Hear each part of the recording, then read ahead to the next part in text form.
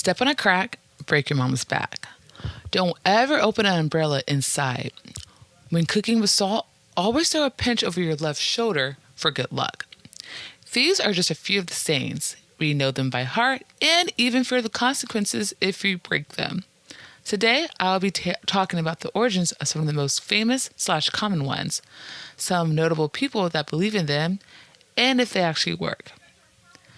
This is Mind Over Wonder, Episode 8, Superstitions.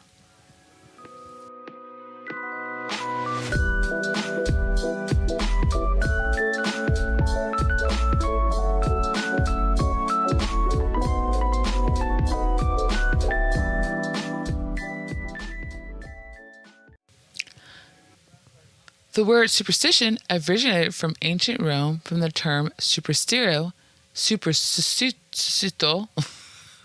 used in a disparaging way by the Romans about religion practices they found barbarous, like Judaism and Christianity. Gods and deities is what was worship, a belief rooted deep in their culture. In fact, there were priests called augurs. The vowels, you guys. A-U-G-U-R-S. Augurs. Augustus. Sorry. Augurs were people who everyone and their mama would go before making any type of moves, from politicians, army sergeants, to average citizens. Nothing was put in motion until they gave the okay, because their sole purpose was to practice augury, the interpretation of the will of the gods by setting events they observe within a predetermined sacred space called a templin. For example, an augur will stand checking for signs from the gods. Whoosh! Oh, a lightning strike, and it struck the right side of the Zeus statue. Oh, some real good shit is coming. Spread the word. Something like that. That was an example of how they worked. But birds were watched like a hawk.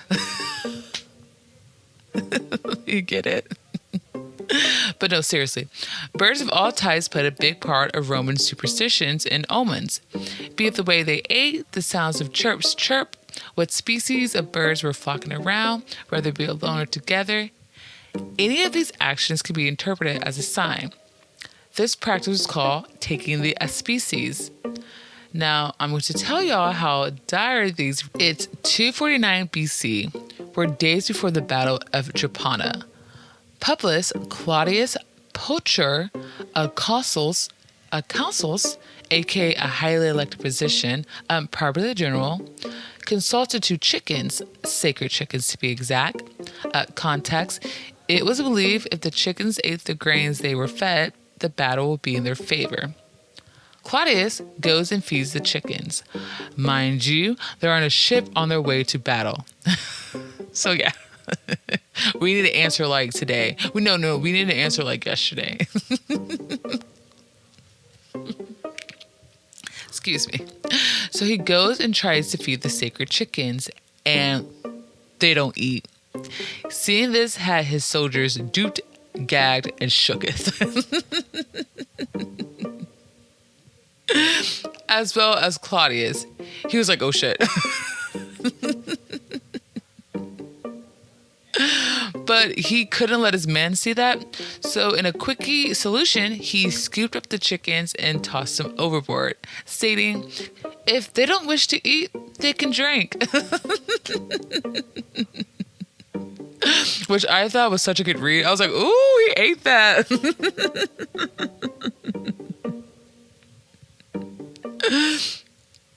But to his subordinates or soldiers, I would have been like, if it was me and I saw him do that, I'd have been like, oh yeah, good for you. Oh yeah, he showed those chickens. But I would have been scared. I would have been like, we're cooked. No pun intended. But okay. So fast forward, they lost the battle. And just like those sacred chickens, Claudius was tossed out of Rome. Yeah, believe in those chickens, y'all. Now, unlike Claudius, there was a man who would have taken those sacred chickens at face value. Octavian Augustus Caesar. In his reign of 40 years, Rome had their presence from Europe across the Middle East and all the way to North Africa. And of course, he couldn't have had this dominance without being such a strong believer in superstitions and omens. And if this ruler put his shoes on the wrong feet, left instead of right first, would throw the whole day away, because ain't no way he was starting the day. Romans believed that left hand was evil, and people who were left-handed were deemed untrustworthy and unlucky, and the right hand was good. Sinister comes from the Latin word left side, being to believe that saying waking up on the wrong side of the bed, left side, was derived from this belief. Romans hired footmen to make sure guests entered their house on the right foot. Wow. How did you step in? How'd you get in here? Left or right first? Which I'm starting to think, did the saying "start the day on the good foot"? Did that come from that belief as well? Right? So when they say "start the day on the good foot," they meant the right foot. I think so. But yes, Octavian, aka New Caesar, aka Augustus, was like, hell no, stepped out on my left foot, I go back to bed, and it was just literally like, would not start the day. That's what it was told. So I was like, oh, you gotta think like Caesar. Take that as a sign. If it began to drizzle or rain to start off any long trip, he would take this as a good omen, a sign of speedy and prosperous return. Which I would have thought the opposite, because nowadays, if it begins to rain when we're heading out the door, it's like our day is ruined, or at least like the morning. So it's funny how that's flipped. The color black and the number 4 were considered unlucky, and Caesar tried to navigate plans around those dates. May I add once again how the number 4 is considered lucky in the present day, so that's funny. So that's interesting. And of course, those birds. Octavian used augurs to interpret flight patterns.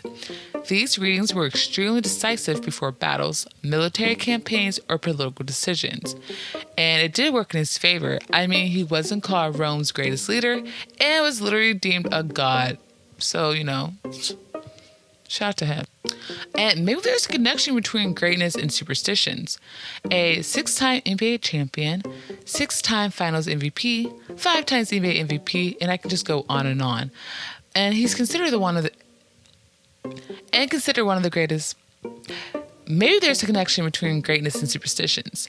A 6-time NBA champion, 6-time finals MVP, 5 times NBA MVP, and one of the greatest NBA players of all time, Michael Jordan. Whew. We have some snaps to that man. Snap. Before suiting up in his iconic Chicago Bulls jerseys, it was said MJ would first put on his North Carolina shorts.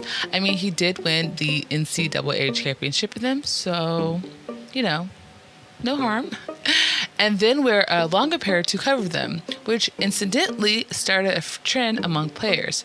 This ritual led MJ and the Chicago Bulls to 6 championships. Talk about your lucky shorts, okay? The king of horror himself, Stephen King, is part of a lot of believers when it comes to the unlucky number 13 and Friday the 13th, which is a perfect segue to talk about the origins of some of the most common and well-known superstitions. Friday the 13th is the epitome of superstitions. In Christianity, Judas, the one who betrayed Jesus, was the 13th guest for the Last Supper. Loki, the Norse mythology god of mischief and trickster, had come to the god of light, beauty, and peace, Baldur's dinner, as the guest, and you guessed it, as the 13th guest. Loki would deceive another god into killing Baldur, bringing chaos as his death led to the end of Norse gods' age and the rebirth of the world. In 1304, Christian military Knight Templar that served and protected European pilgrims in the Holy Land were obtaining the mass arrest from an order by King Philip V. fifth, it's 1 in V. I don't know Roman numerals, so it's one of those. But King Philip the IV, in which most people deem as more of a power move than policies. The arrest was on Friday, October 13th, further cementing the number. Step on a crack, break your mother's back. In African and European folklore, cracks or broken ones, I'm assuming in objects, are associated with bad luck. This could be a sign of a family being harmed or you causing harm too. Cracks on earth, let it be sidewalks, foundations, etc., are believed to be portals to the other world. And to step on one would be inviting or releasing spirits with good or ill intentions. When the clock hits 12 midnight on New Year's Eve, you better be popping those grapes in your mouth the same way you popping those champagne bottles. Because in Spain, they believe in las doces uvas de la suerte, which translate to the 12 grapes of luck. Eating 12 grapes will bring in good luck for the upcoming year. Here in the States, it is said to bring in romance. Side note, there's an alternative to this where you sit underneath the table while eating grapes to meet the love of your life. I sat halfway underneath the table and it was safe to say it didn't work for me. So, but cheers to whoever it worked for, shout out to you guys. Keeping with the New Year's tradition, throwing a bucket of water out the doorway or over the balcony is what Cubans do to get rid of bad energy from the previous year.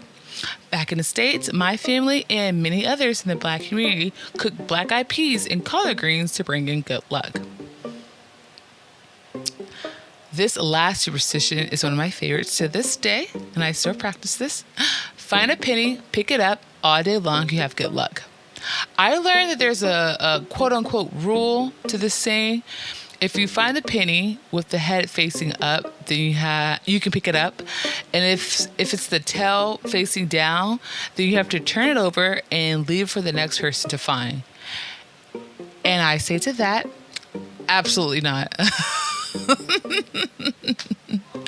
That penny, whether heads or tails, will be coming home with me. Okay, I need all the money and luck on my side. Okay, thank you very much.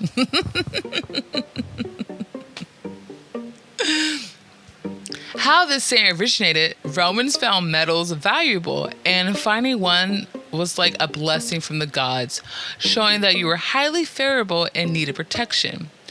My mom would say it's our grandmom or a family member keeping an eye on us, and yeah, that's been my belief ever since she told me that. So I like to. But there's other beliefs that can fall into the same field as superstitions. One of them being magical thinking or magical ideation. The belief that unrelated events are causally connected despite the absence of any plausible causal link between them, particularly as a result of supernatural effects. End quote. Here are some few examples that you may practice without even thinking or realizing. You got into it with your family or friend, and then something happens to them. Think of that episode of Martin when he and Tommy get into it. Then Tommy gets into a car accident and Martin thinks because they fought. Restarting your phone would make the text you've been waiting for show up. Or for me, throw the phone across the room and run and hide. Another one. Your old car will finally start if you just beg it hard enough. I practice this one without realizing it. Wearing specific clothing items or jewelry to bring you luck or have a positive outcome in something. Or for me, wearing a piece of clothing because I usually don't, or like not wearing a piece of clothing because I usually don't see my work crush when I do wear that piece of clothing. Yeah. So those are some examples of magical thinking or magical ideation. The belief or unrelated events are casually connected despite the absence of any possible causal link. So, yeah. But can these simple acts be the underline of something else? There are studies linking these actions or belief to mental health, OCD. Obsessive-compulsive disorder is a mental health condition that causes people to experience recurring thoughts and repetitive behaviors. And given what we know about superstitions and magical thinking, actions as well as thoughts are repeated to give us favorable results. Compulsions, repetitive behaviors that people with OCD perform to relieve distress and their obsessions. Uncontrollable and irrational thoughts that can cause anxiety. Irrational thoughts can be amplified if an action is not performed, or thinking a thought may result in XYZ. Just like we were talking about, like, because if I don't wear this is going to happen. Oh, because I didn't do this is the result because of that. So, magical thinking has been linked to schizophrenia spectrum disorder as well. Now, I'm nowhere fluent in this subject matter, so I'm turning to a report from Healthline.com, who linked a 2014 study from the National Library of Medicine, stating that, quote, people with schizophrenia might believe they have special powers, believe they must take specific actions to protect against evil, attach deep or significant meaning to everyday happenings, end quote. The study continues that actions may be taken a step further. For me, I think an example, right, for this definition would be wearing the same clothing because it gives you luck. But in result of that, you're not taking the clothing to clean it because wearing something else would give you crippling anxiety, or thinking something's terrible is gonna happen if you take it off.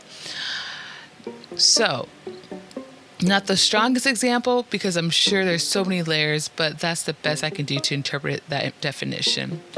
What we all can agree on is seeking help if you feel that you may have this concern. These simple superstitions can be light and, for the most part, uneventful, but there's always those who just mess it up for everyone.